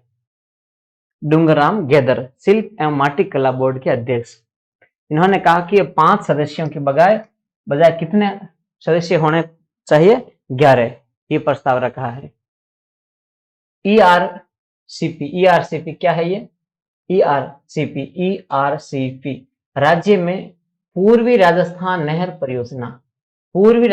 नहर परियोजना जिसे बोलते हैं ईआरसीपी के क्रियान्वयन के लिए ईआरसीपी निगम का गठन किया गया है। यानी पूर्वी राजस्थान नहर परियोजना निगम के गठन को मंजूरी दी गई है, निगम बनाया है इसे जल्दी इस कार्य को पूर्ण करने के लिए। रन फॉर जीरो हंगर क्या है? Vedanta pink city of half marathon का आयोजन जयपुर में 18 दिसंबर को किया गया। इस हाफ मैराथन की थीम है रन फॉर जीरो हंगर। रंगीला राजस्थान भारतीय शिल्प संस्थान के परिसर में डेल्फिक मूवमेंट के 28वें स्थापना दिवस पर आयोजित आर्ट कैंप रखा गया। रंगीला राजस्थान कार्यक्रम का आयोजन 15 दिसंबर को किया गया। PMKVY में राजस्थान 5वें स्थान पर। PMKVY क्या है ये? प्रधानमंत्री कौशल विकास योजना में राजस्थान का कौन सा स्थान रहा है? PMKVY प्रधानमंत्री कौशल विकास योजना में राजस्थान है वो 5वें स्थान पर रहा है। ध्यान रखना, प्रधानमंत्री कौशल विकास योजना, इसमें क्या है? राजस्थान 5वें नंबर पर है। इसके तहत युवाओं को कौशल प्रशिक्षण देने में राजस्थान है पूरे देश में 5वें स्थान पर है। उत्तर प्रदेश है वो शीर्ष पर रहा है, पहले स्थान पर उत्तर प्रदेश रहा। 56 भोग उत्सव जयपुर में स्थित राजस्थान हाट जल महल में 4 दिवसीय फूड फेस्टिवल रखा गया जयपुर में जल महल में।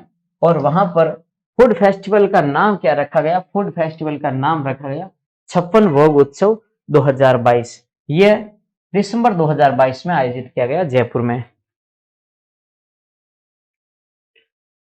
नेक्स्ट बात करते हैं कॉकलियर इम्प्लांट।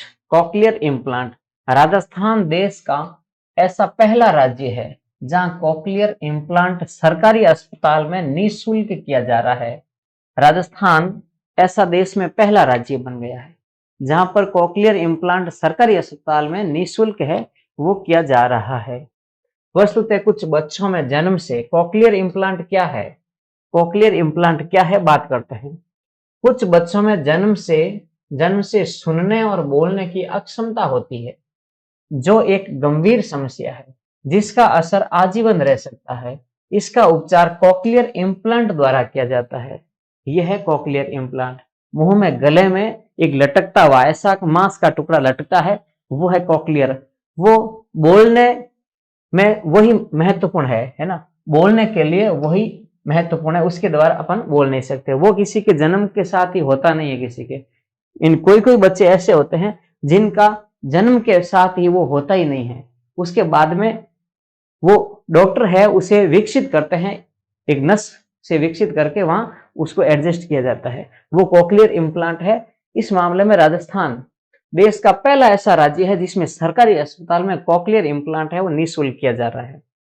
भारत में पैदा होने वाले प्रति 1000 बच्चों में से 4 बच्चे ऐसी विकृति के साथ पैदा होते हैं जिसमें कॉकलियर इम्प्लांट वो होता ही नहीं है। ठीक है, वो कॉकलियर होता ही नहीं है। वर्तमान में कॉकलियर इम्प्लांट की सुविधा जयपुर, अजमेर, बीकानेर, उदयपुर और जोधपुर में उपलब्ध है।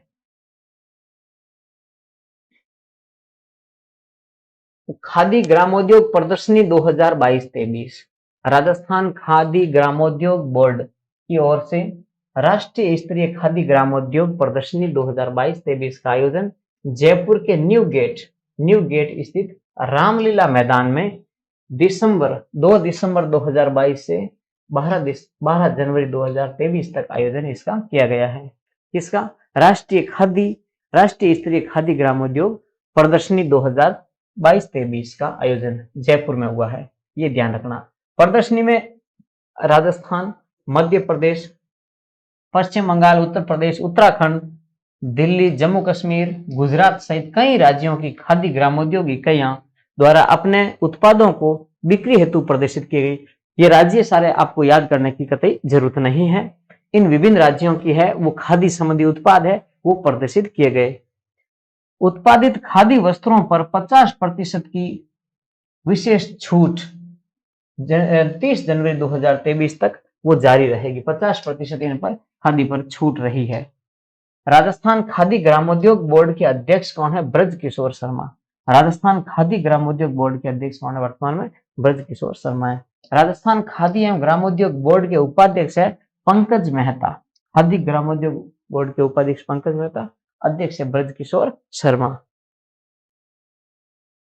67वीं राज्य स्तरीय सीनियर वॉलीबॉल चैंपियनशिप, 67वीं राज्य स्तरीय वॉलीबॉल सीनियर वॉलीबॉल चैंपियनशिप का आयोजन है वो दिसंबर 2022 बीकानेर में किया गया।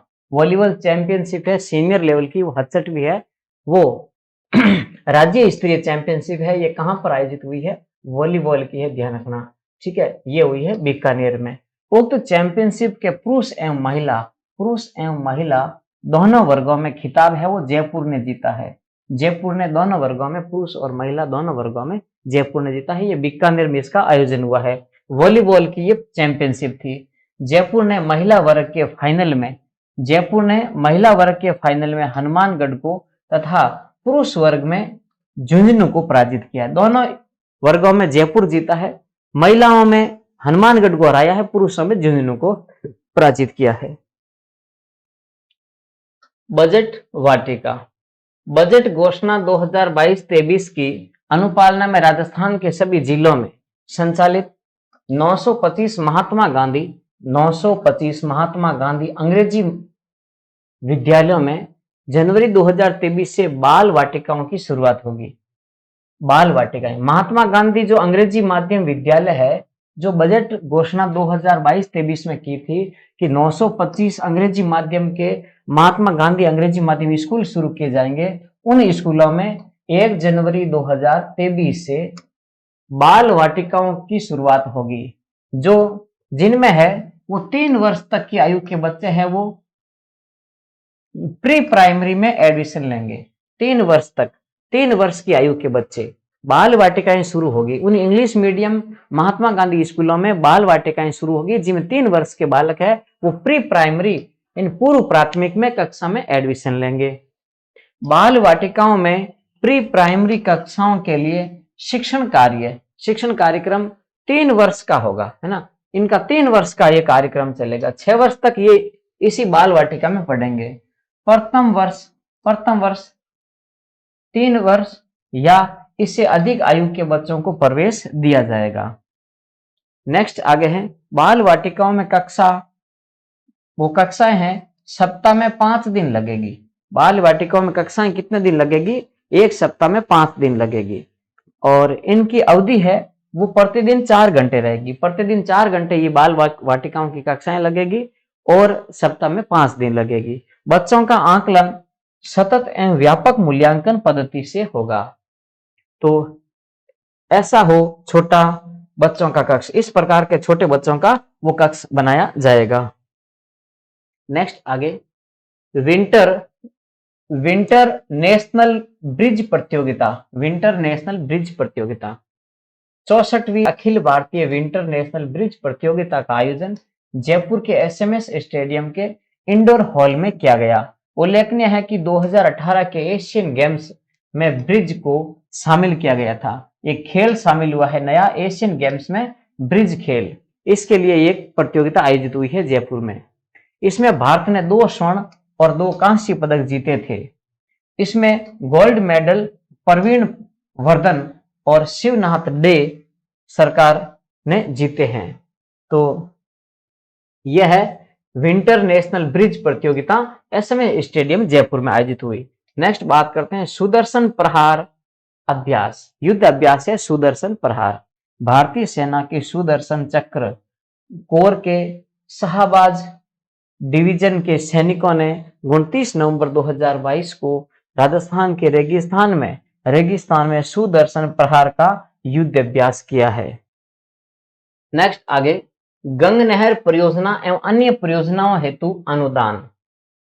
केंद्र सरकार ने गंग नहर परियोजना में कमांड क्षेत्र के विकास, फील्ड चैनल तैयार करने और सहभागी सिंचाई प्रबंधन के लिए अनुदान के रूप में 2022-23 में 24.72 करोड़ रुपए मंजूर किए हैं। गंग नहर परियोजना में श्री गंगानगर जिले के 1.18 लाख हेक्टेयर कमांड क्षेत्र में सिंचाई का पानी मिलेगा। इसी के साथ 341.53 करोड़ रुपए की लागत वाली इस परियोजना को मार्च 2024 तक पूरा किया जाएगा। नेक्स्ट आगे है, केंद्र सरकार द्वारा जालोर जिले के सांचौर में नर्मदा नहर परियोजना के लिए 54 करोड़ रुपए का अनुदान दिया है। 2022 में परवन वृहद बहुउद्देशीय सिंचाई परियोजना के लिए 734 करोड़ रुपए की सहायता मंजूर हुई है। इससे लगभग 42 करोड़ रुपए का अनुदान है वो जारी किया जा चुका है। इस परियोजना से यानी परवन वृहद बहुउद्देशीय परियोजना से 12 झालावाड़ और कोटा जिलों में 637 गांवों और कस्बों में पेयजल और 2 लाख हेक्टेयर क्षेत्र में सिंचाई के लिए पानी उपलब्ध होगा। पराक्रम दिवस 2023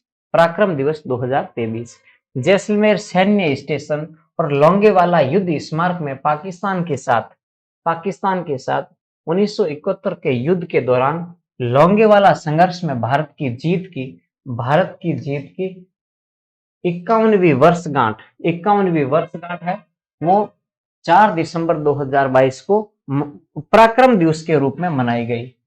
तो भारत पाक युद्ध हुआ था 1971 में, तो लोंगेवाला युद्ध स्मारक है, वहां पर भारत की जीत की 51वीं वर्षगांठ मनाई गई। वो किस रूप में? पराक्रम दिवस के रूप में। यह युद्ध राजस्थान की थार भूमि में लोंगेवाला सीमा चौकी पर लड़ा गया था। 1971 में लोंगेवाला में भारत पाकिस्तान युद्ध में पश्चिमी मोर्चे पर लड़ी जाने वाली सबसे भयंकर और निर्णायक लड़ाइयों में से एक थी, जो भारतीय सैन्य इतिहास में स्वर्णिम अक्षरों में उल्लेखित है। नाद स्वरम शास्त्रीय संगीत समारोह का आयोजन हुआ है, जिसका नाम है नाद स्वरम। जयपुर के जौहर कला केंद्र में 7-8 दिसंबर 2022 को 2 दिवसीय नाद स्वरम शास्त्रीय संगीत समारोह का आयोजन हुआ है जयपुर जौहर कला केंद्र में। समारोह राजस्थान संगीत नाटक अकादमी किसके द्वारा यह आयोजन हुआ है? राजस्थान संगीत नाटक अकादमी जोधपुर और जौहर कला केंद्र जयपुर की सहभागिता में यह कार्यक्रम आयोजित हुआ है। आदि चित्र महोत्सव केंद्रीय जनजातीय कार्य मंत्रालय के ट्राइफेड की ओर से 9 से 18 दिसंबर 2022 को जयपुर के जौहर कला केंद्र में आदि चित्र महोत्सव का आयोजन हुआ है। आदि चित्र महोत्सव का आयोजन हुआ है जौहर कला केंद्र जयपुर में। किसके द्वारा करवाया गया? केंद्रीय जनजातीय कार्य मंत्रालय द्वारा यह करवाया गया। केंद्रीय जनजातीय कार्य मंत्रालय के ट्राइफेड के माध्यम से यह कार्यक्रम हुआ है आदि चित्र महोत्सव। ऑस्ट्रा हिंद 2022 बीकानेर के महाजन फील्ड फायरिंग रेंज में भारत और ऑस्ट्रेलिया की सेनाओं के बीच में संयुक्त युद्ध अभ्यास हुआ है, जिसका नाम है ऑस्ट्रा हिंद 2022। कहां पर हुआ? बीकानेर के महाजन फील्ड फायरिंग रेंज में। ये भारत और ऑस्ट्रेलिया के बीच में ये पहला युद्ध अभ्यास था। ऑस्ट्रा हिंद 2022 ये पहला संस्करण था, ये ध्यान रखना। महाजन फील्ड फायरिंग रेंज बीकानेर में इसका आयोजन हुआ है। 36वां संसदीय इंटर्नशिप कार्यक्रम राजस्थान विधानसभा अध्यक्ष डॉक्टर सीपी जोशी ने 12 दिसंबर 2022 को राजस्थान विधानसभा में 17 देशों के 44 प्रतिनिधियों के दल से मुलाकात की और ये दल लोकसभा सचिवालय में 36वें संसदीय इंटर्नशिप कार्यक्रम में भाग लेने के लिए भारत आया था। नेक्स्ट आगे, पूर्वी राजस्थान नहर परियोजना, पूर्वी राजस्थान नहर परियोजना यानी ERCP, ERCP, ER इसको बोलते हैं ERCP, पूर्वी राजस्थान नहर परियोजना। केंद्रीय जल शक्ति मंत्री गजेंद्र सिंह शेखावत की अध्यक्षता में, केंद्रीय जल शक्ति मंत्री कौन है? गजेंद्र सिंह शेखावत। इनकी अध्यक्षता में 13 दिसंबर 2022 को नई दिल्ली में नदियों को आपस में जोड़ने संबंधी विशेष समिति की 20वीं बैठक इसमें संपन्न हुई है। बैठक में नदियों को जोड़ो यानी कि राष्ट्रीय परिप्रेक्ष्य योजना के एक हिस्से के रूप में पूर्वी राजस्थान नहर परियोजना ERCP के साथ पार्वती काली सिंध चंबल संपर्क नहर परियोजना का एकीकरण करने का विचार है, इस पर मंजूरी दी गई है। नेक्स्ट आगे बात करते हैं ERCP दक्षिणी और दक्षिणी पूर्वी राजस्थान के 13 जिलों के लिए ये योजना है। ERCP यानी पूर्वी राजस्थान नहर परियोजना है ERCP, ये दक्षिणी राजस्थान के दक्षिणी एवं दक्षिणी पूर्वी राजस्थान के 13 जिलों के लिए ये लाभकारी योजना है। इसके लिए पूर्वी राजस्थान के करौली, सवाई माधोपुर, भरतपुर, धौलपुर, अलवर, दौसा, जयपुर, अजमेर तक है, ध्यान रखना, अजमेर, टोंक, बूंदी, कोटा, झालावाड़ और बारां, हाड़ौती के चारों जिले और पूर्वी राजस्थान और इधर जैसे करौली, सवाई माधोपुर है और भरतपुर, धौलपुर, अलवर, दौसा, जयपुर है और अजमेर तक, मध्य तक ना, अजमेर, टोंक, बूंदी और कोटा वगैरह ये क्षेत्र, इन क्षेत्रों में इन जिलों में 41.13% जनता और 41.13% जनता और 23.67% क्षेत्रफल को पीने और सिंचाई के लिए जल उपलब्ध करवाया जाएगा। कौन सी योजना के तहत? ERCP यानी पूर्वी राजस्थान नहर परियोजना के तहत। ठीक है, पूर्वी राजस्थान के कितने जिले? ये 13 जिलों के लिए लाभकारी योजना होगी। तो कितनी जनता? 41 पॉइंट है ना, राजस्थान की 41 लगभग 41% जनता को कवर करेगी ये योजना, लगभग 41% जनता को कवर करेगी। और राजस्थान के क्षेत्रफल का वो 23% क्षेत्र, लगभग 23% क्षेत्र है, क्षेत्रफल कवर करने वाली है ये परियोजना।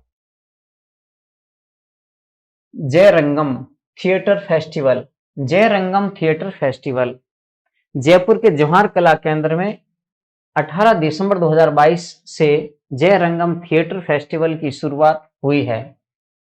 कोरोना के कारण 2 वर्ष पश्चात ऑफलाइन मोड में ये फेस्टिवल राजस्थान में 8 नाटक सहित कुल 20 नाटक प्रस्तुत इसमें किए गए हैं। 2 वर्ष बाद में ये वापस ऑफलाइन मोड में शुरू हुआ है। 7 दिवसीय महोत्सव की थीम थी एक एहसास, एक एहसास इसकी थीम थी, जयरंगम थिएटर फेस्टिवल। नेक्स्ट आगे है जैसाण शक्ति, जैसाण शक्ति जैसलमेर में पहली बार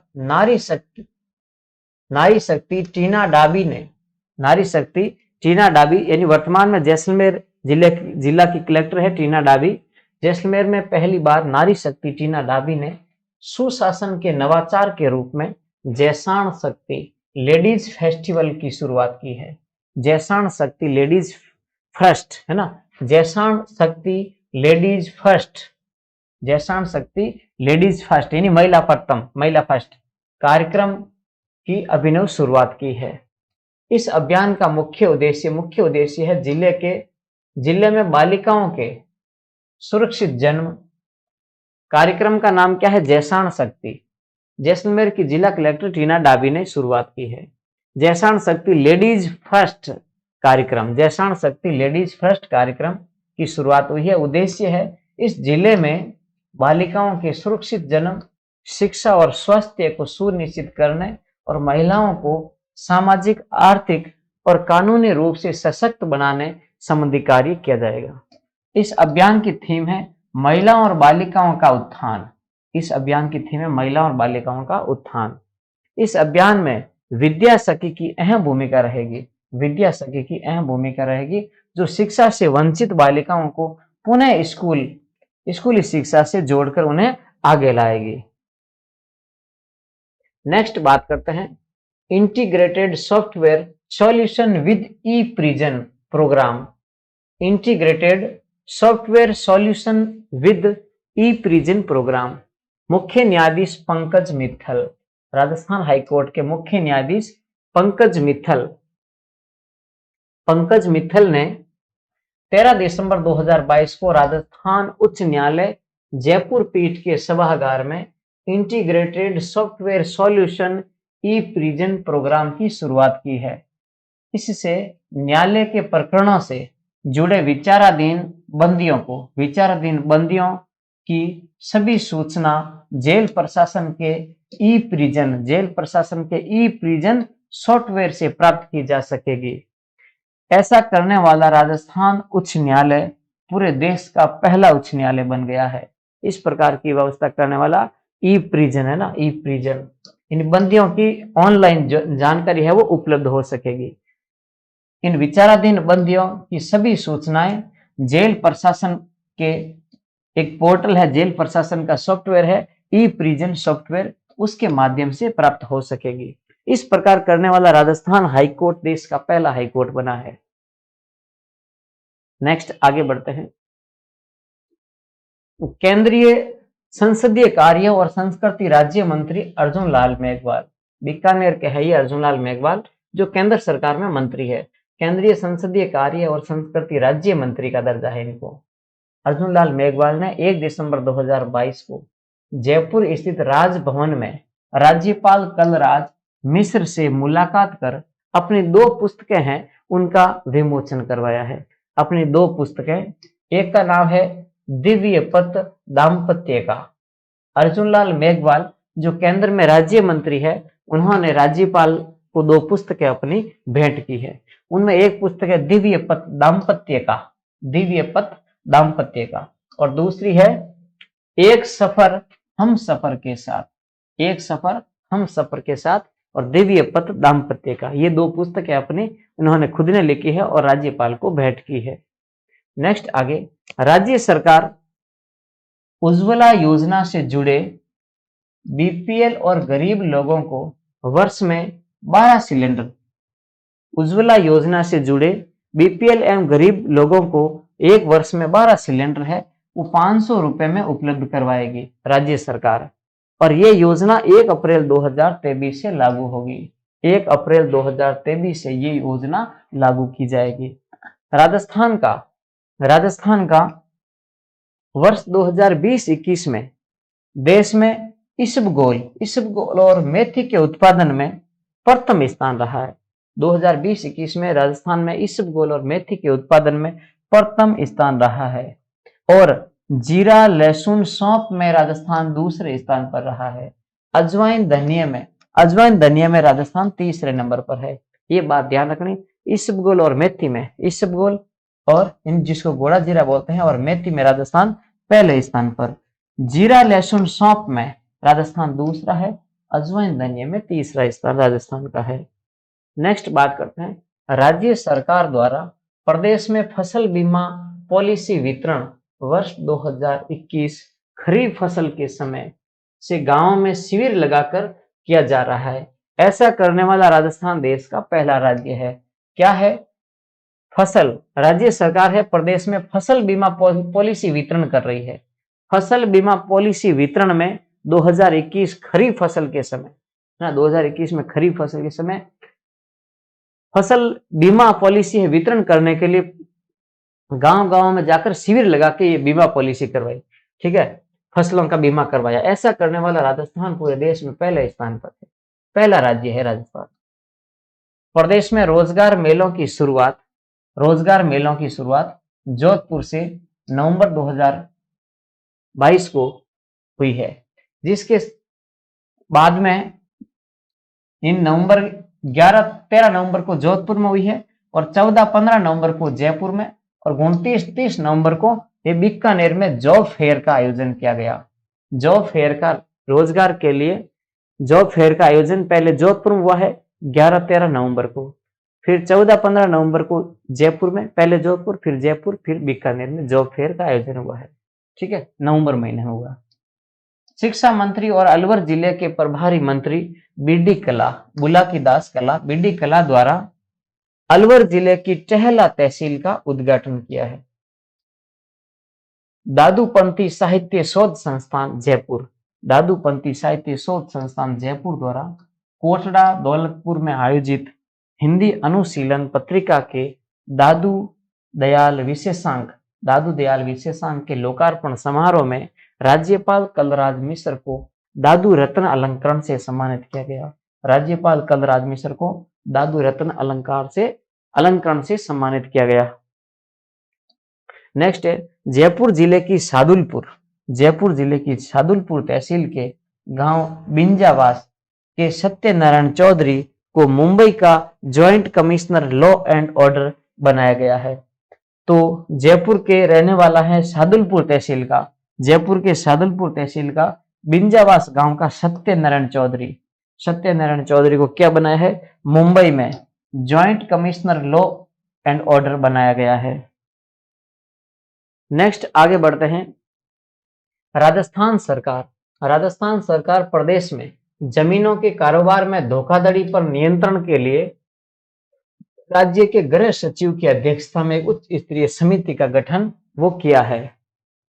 सुप्रीम कोर्ट कॉलेजियम ने विभिन्न हाईकोर्ट के 5 जजों को कॉलेजियम के माध्यम से विभिन्न हाईकोर्टों से 5 जजों की नियुक्ति है वो सुप्रीम कोर्ट के न्यायाधीश के रूप में की है। सुप्रीम कोर्ट के न्यायाधीश के रूप में 5 जजों की नियुक्ति हुई है, जिसमें सरकार के पास प्रस्ताव है वो भेजा गया था, जिसमें राजस्थान उच्च न्यायालय के मुख्य न्यायाधीश कौन है? पंकज मित्तल भी शामिल है। राजस्थान उच्च न्यायालय के मुख्य न्यायाधीश पंकज मित्तल भी इसमें शामिल है। राज्य सरकार द्वारा Rajasthan affected areas in suspension of proceedings act, Rajasthan affected areas act 1952 के तहत पाली जिले की पाली तहसील को गंभीर सूखाग्रस्त घोषित किया गया है। पाली जिले की पाली तहसील है उसको गंभीर सूखाग्रस्त घोषित किया गया है। राजस्थान आईटी क्रिकेट लीग के तृतीय संस्करण का उद्घाटन जयपुर में किया गया है। ट्रांसजेंडर उत्सव का आयोजन अलवर में हुआ है। ट्रांसजेंडर इन किन्नरों का एक उत्सव है। ट्रांसजेंडर उत्सव कहां पर हुआ है? अलवर में आयोजित हुआ है। नेक्स्ट आगे है जयपुर निवासी 17 वर्षीय भूमिका का चयन भारतीय रग्बी क्रिकेट टीम में हुआ है। जयपुर की 17 वर्षीय भूमिका एक बालिका है, उसका भारतीय रग्बी टीम में चयन हुआ है। राजीविका स्वयं सहायता समूह महिलाओं द्वारा निर्मित खाद्य उत्पादों को एक छत के नीचे उपलब्ध करवाने हेतु गंगानगर में राजसखी कैफे का शुभारंभ किया है। राजीविका ने स्वयं सहायता समूह महिलाओं द्वारा निर्मित जो खाद्य उत्पाद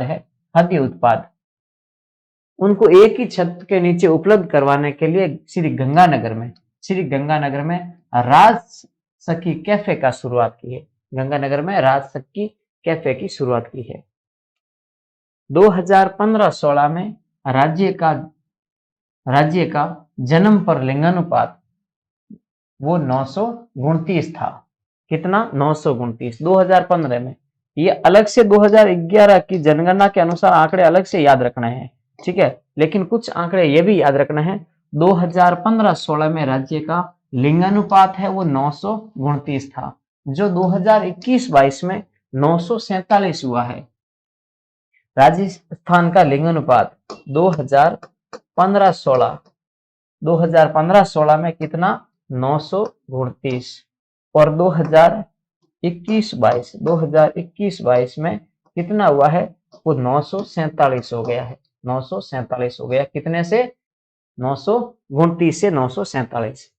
मुख्यमंत्री अशोक गहलोत ने महाराजा सूरजमल के 259वें बलिदान दिवस पर भरतपुर में उनकी प्रतिमा का अनावरण किया है। उन प्रतिमा पर श्रद्धा सुमन है वो अर्पित किया है, ठीक है। तो महाराजा सूरजमल की कितनवा बलिदान दिवस मनाया गया? 259वां बलिदान दिवस पर भरतपुर में उनकी प्रतिमा पर पुष्प है वो चढ़ाए हैं।